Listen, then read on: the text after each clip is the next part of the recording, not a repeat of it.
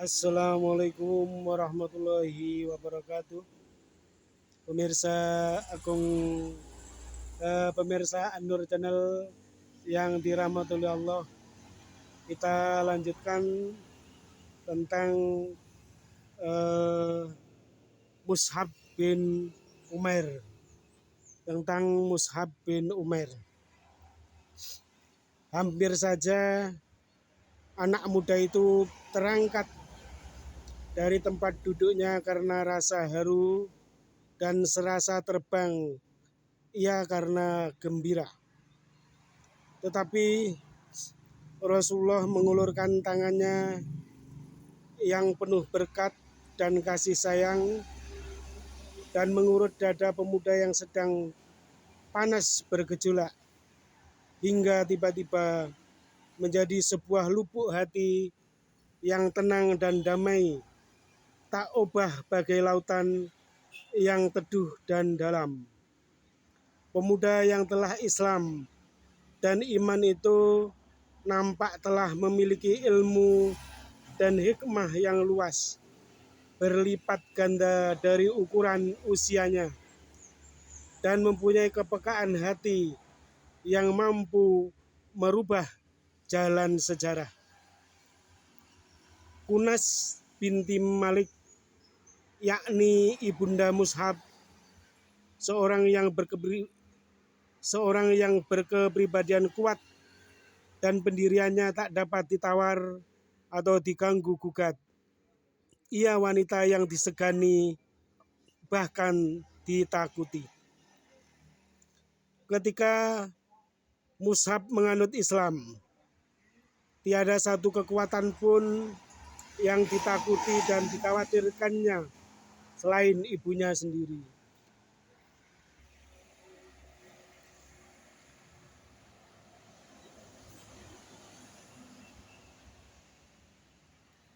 Ketika Mus'hab menganut Islam, tiada satu kekuatan pun yang ditakuti dan dikhawatirkannya selain ibunya sendiri, bahkan walau seluruh penduduk Mekah beserta berhala-berhala para pembesar dan padang pasirnya berubah rupa menjadi sesuatu kekuatan yang menakutkan yang hendak menyerang dan menghancurkannya, tentulah Mus'hab akan menganggapnya enteng. Tapi tantangan dari ibunya bagi Mus'hab tidak bisa dianggap kecil. Ia pun segera berpikir keras dan mengambil keputusan untuk menyembunyikan keislamannya sampai terjadi sesuatu yang dikehendaki oleh Allah.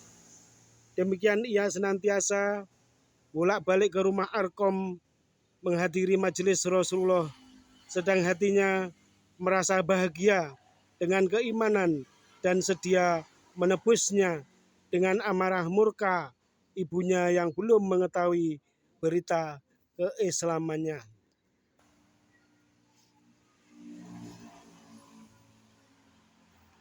Tetapi di kota Mekah tiada rahasia yang tersembunyi, apalagi dalam suasana seperti itu. Mata kaum Quraisy berkeliaran di mana-mana, mengikuti setiap langkah dan menyelusuri setiap jejak. Kebetulan seorang yang bernama Utsman bin Tolhah melihat Mus'hab memasuki rumah Arkom secara sembunyi. Kemudian pada hari yang lain dilihatnya pula ia sholat seperti Muhammad Shallallahu Alaihi Wasallam. Secepat kilat ia mendapatkan ibu Mus'hab dan melaporkan berita yang dijamin kebenarannya. Berdirilah Mus'hab di hadapan ibu dan keluarganya serta para pembesar Mekah yang berkumpul di rumahnya.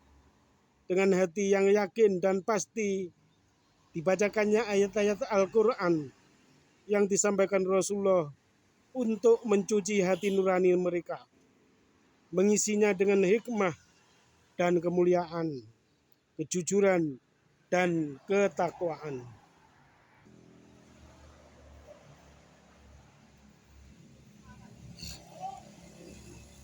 ketika sang ibu hendak membungkam mulut putranya dengan tamparan keras, tiba-tiba tangan yang terulur bagai anak panah itu surut dan jatuh terkulai demi melihat nur atau cahaya yang membuat wajah yang telah berseri cemerlang itu kian berwibawa dan patut diindahkan, menimbulkan suatu ketenangan yang mendorong dihentikannya tindakan.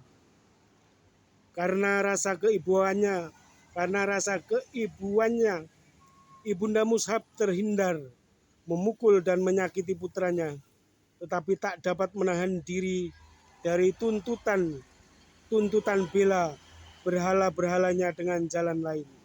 Dibawalah putranya itu ke suatu tempat terpencil di rumahnya, lalu dikurung dan dipenjarakannya amat rapat.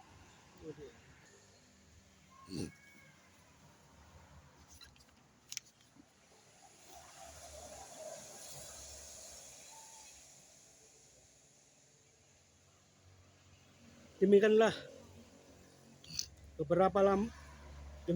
beberapa lama Mushab tinggal dalam kurungan sampai saat beberapa orang muslimin hijrah ke Habsyi. Mendengar berita hijrah ini, Mushab pun mencari muslihat dan berhasil mengelabui ibu dan penjaga-penjaganya. Lalu pergi ke Habsyi melindungkan diri. Ia tinggal di sana bersama saudara-saudaranya kaum muhajirin, lalu pulang ke Mekah. Kemudian ia pergi lagi hijrah kedua kalinya bersama para sahabat atas titah Rasulullah dan karena taat kepadanya.